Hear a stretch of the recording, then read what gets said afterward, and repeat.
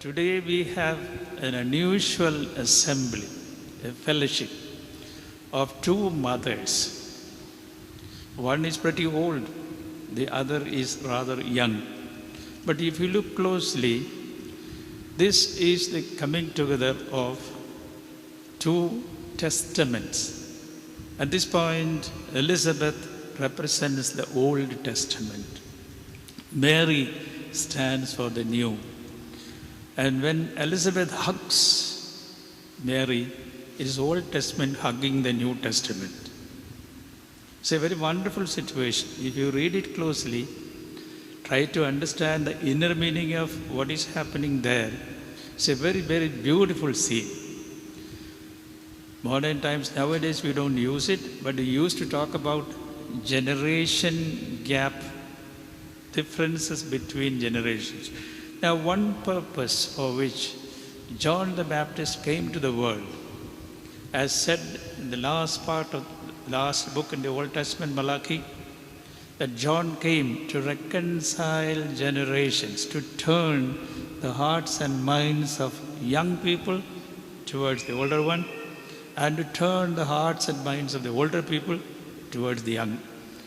In our language, we can say this is the mission of John the Baptist, reconciling generation.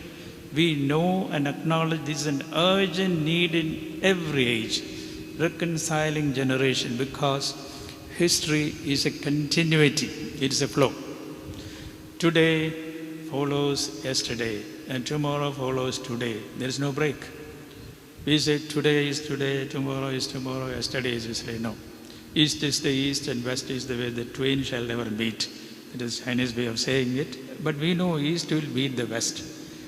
So here is an assembly of the old and the new.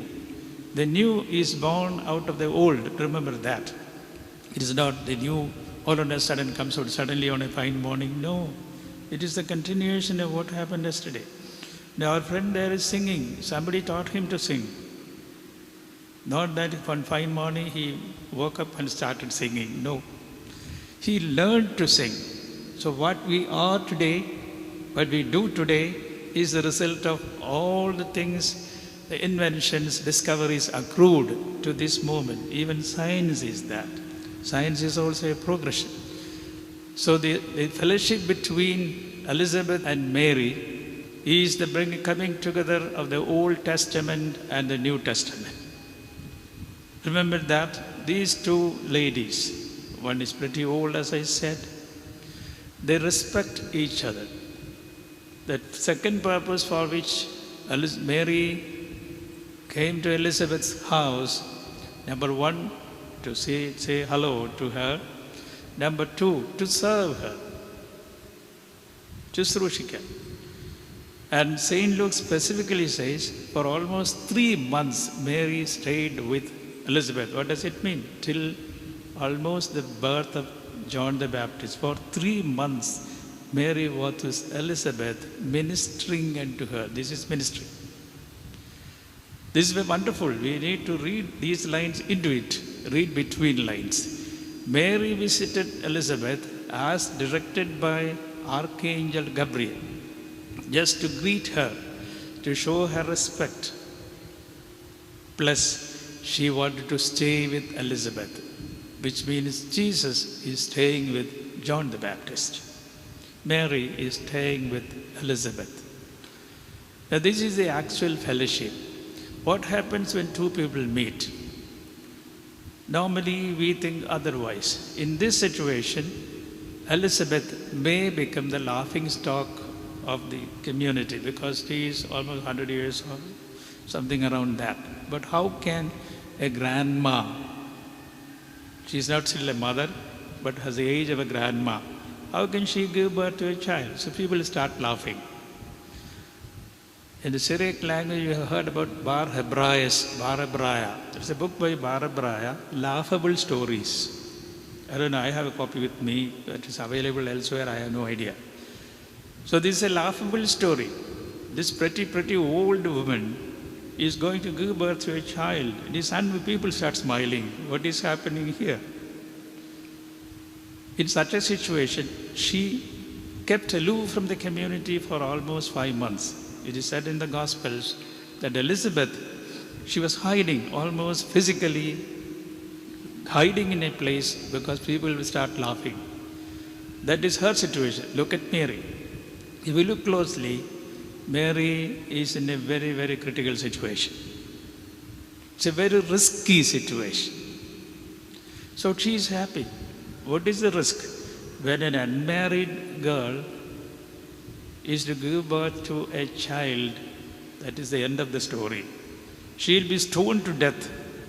That is what the law, Mosaic law says, that person will be stoned to death. She is condemned to die.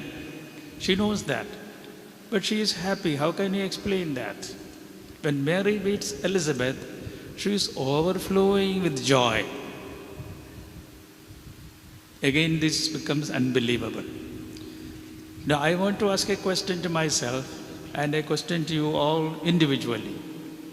Is it possible to be happy when you are most sorrowful? Is it possible to be conscious of sorrow when you are at the zenith cloud 9 of happiness? These are jargons used today, cloud 9 on top.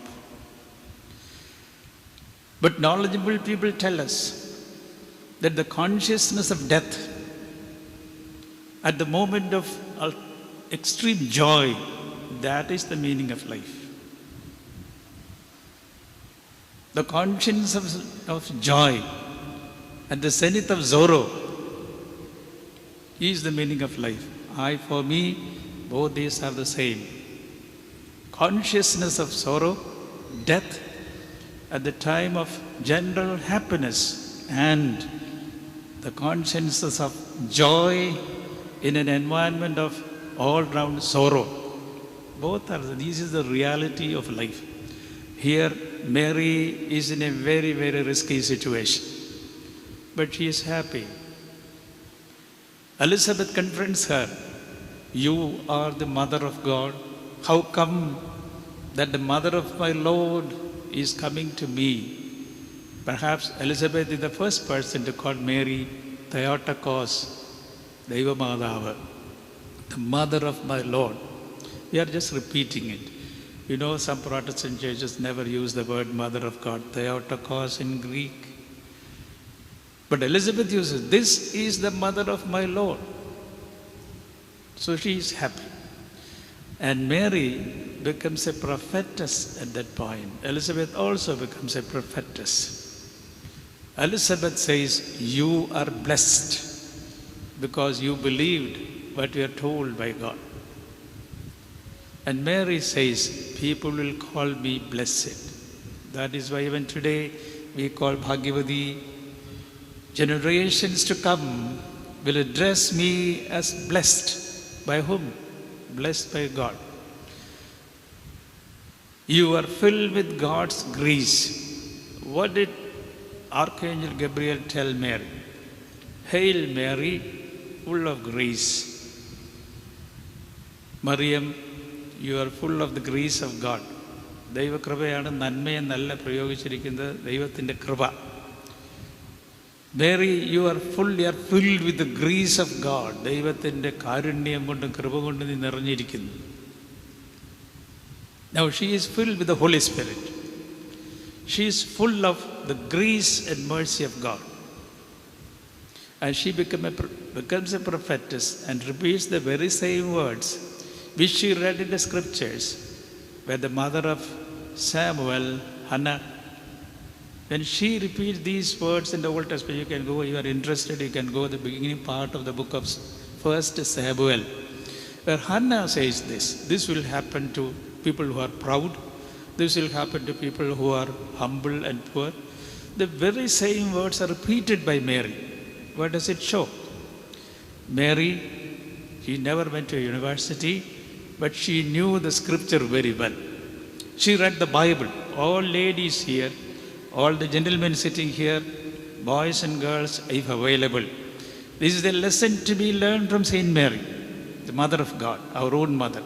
So she was well versed in the Bible. If you are diffident to read the Bible, look at Saint Mary. She was an adolescent, but she's an expert in the scriptures. How can she remember the exact words which Hannah recited in very, very olden days before Eli, the priest? So we have two women here, wonderful women. One is very young, the other is pretty old, and they greet each other, and that is the Bible. The Old Testament coming and greeting the New Testament, and John the Baptist is standing in between the Old Testament and the New Testament. Remember, with one hand he touches the Old Testament, with the other hand he touches the New Testament. Even Jesus Christ praises John the Baptist. There is no one greater than John the Baptist, born of a woman. Anything more than that? That is a greatest praise heaped on John the Baptist. In turn, John the Baptist says, "Here goes the Son of God. I am just the morning star. He is the real sun coming behind me. I am not eligible to untie the lace of his shoe. I am less than his slave." That is what he says. So they mutually praise. For us, that is the lesson. All the relationship, human relationship, is based on mutual respect. Remember that. Jesus respects his forerunner. John respects most his Lord Jesus Christ. His mother and his mother, both mothers, when they hug each other, that is a lesson for us. Let us be one. Let us start reading the Bible. Let us pay respect to Saint Mary and Elizabeth and learn so many things from them. May the grace of the Father, Son, and the Holy Spirit, and the intercession of Saint John, the intercession of Elizabeth, and Saint Mary be with us all now and forevermore. Amen.